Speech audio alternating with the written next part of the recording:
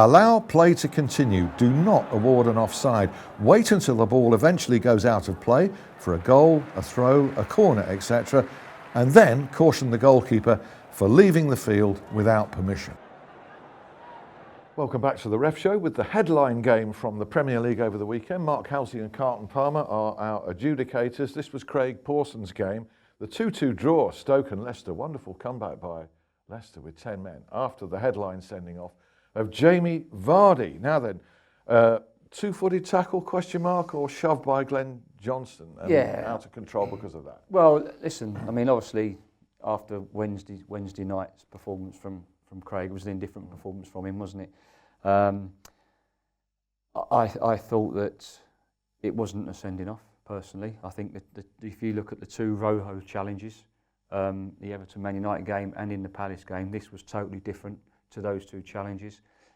He was shoved by Glenn Johnson. Hopefully Carlton will bear me out. If you're going at speed or at pace and you get a little shove, you're going to lose your balance and you're going to go down. And I thought that I thought Jamie Vardy corrected himself. Yes, he was in the air momentarily because of the shove, but then what he does then is he corrects himself, and what he does, he goes into is it Doof? He goes into Doof with straight legs, but his shins and the tops of his boots, no studs showing.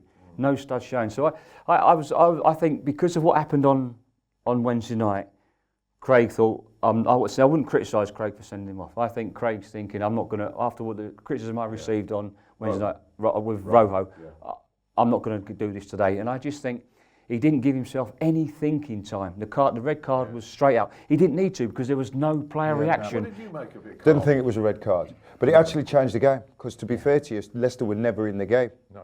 They were never in the game. They never looked like they get anything out of the game. And it changed the course of the game for them. Yeah.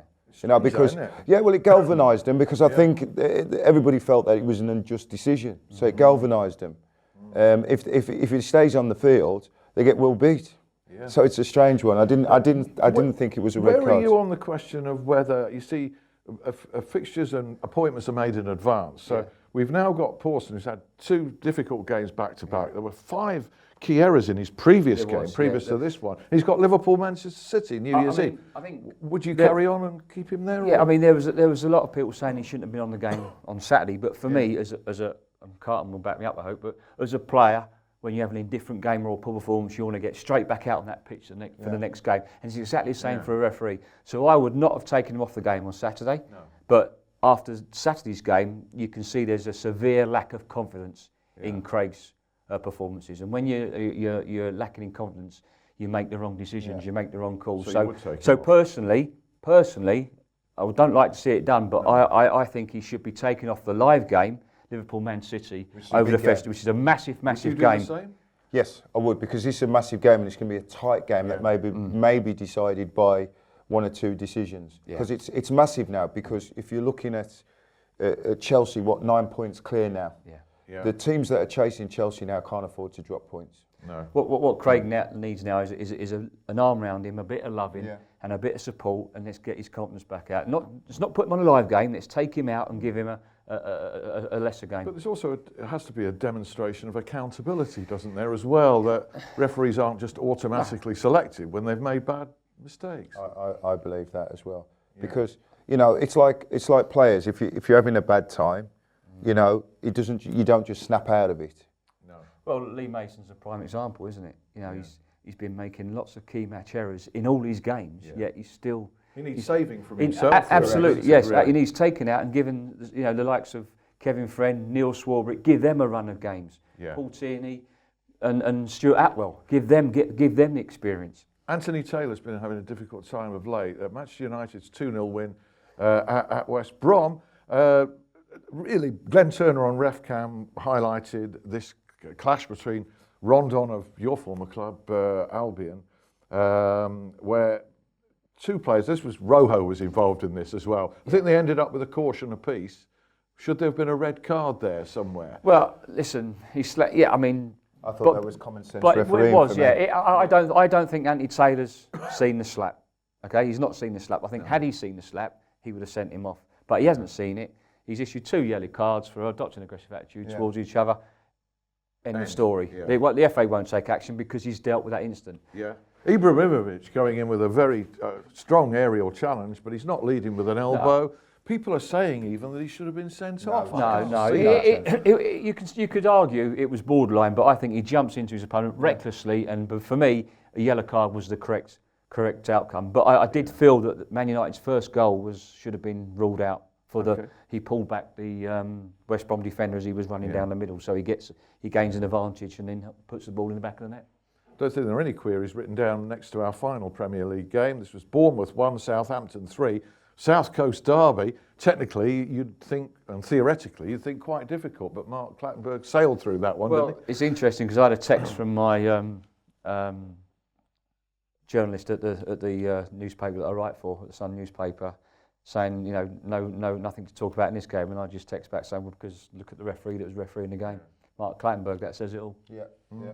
So next time, Mr. Clattenburg, give us something to talk about, please, and don't leave us like this. The first competitive use of video referees has occurred. This is in Japan. This was in the World Club Championships. There was an incident in one of the semi-finals where this was used to award a penalty. Now, there was an awful long delay. I don't know how you see this. As I understand it from what I've read, the referee, I think it was Victor Kasai, an experienced referee, had played on, and this was a minute or so later, I think. He gets a message that I think he should have awarded a penalty here.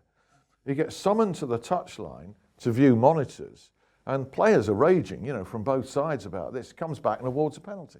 Your take on the execution of that? Well, I don't know what the referee's doing on the touchline, the video ref. I mean, you can't come back 2 or 3 minutes later saying, "Oh, you should have given a penalty."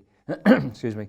And for me, you can't do that. The game's got to be stopped. You know, it's got to be straight away. If the referee doesn't stop the game and give a penalty, and he just plays on, then you go with that on-field decision, and you just play on.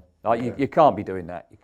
So obviously they've not thought it through properly. Do we want to see referees summoned to look at a bank of monitors on the side of a pitch? Listen, that's part of, like I've said before, that's part of the talking points in the pubs on the weekend after a match about controversial decisions. You know, that's part and parcel of football. Even still, we can go on talking all the time like we do. There's always going to be human error. And the problem is, what we don't want to do is put the referees, which they are now, under so much pressure that, you know, they feel they have to make decisions that, you know, really they shouldn't be giving. You know, they're going to make mistakes just like players are making mistakes in the games. And that's part and parcel of the game that we love. This has got to be seamless if it's going to work. Nearly seamless. When the game stopped, like we had yesterday, Man City Arsenal, the 2 goals, the game stopped. Let's have a look. Referee's given a penalty. Hang on, let's have a look. He's sent off Jamie Vardy. Let's have a look. Or before you send him off, can you have a look? Can you let me know if I've got it right? Have I got it wrong?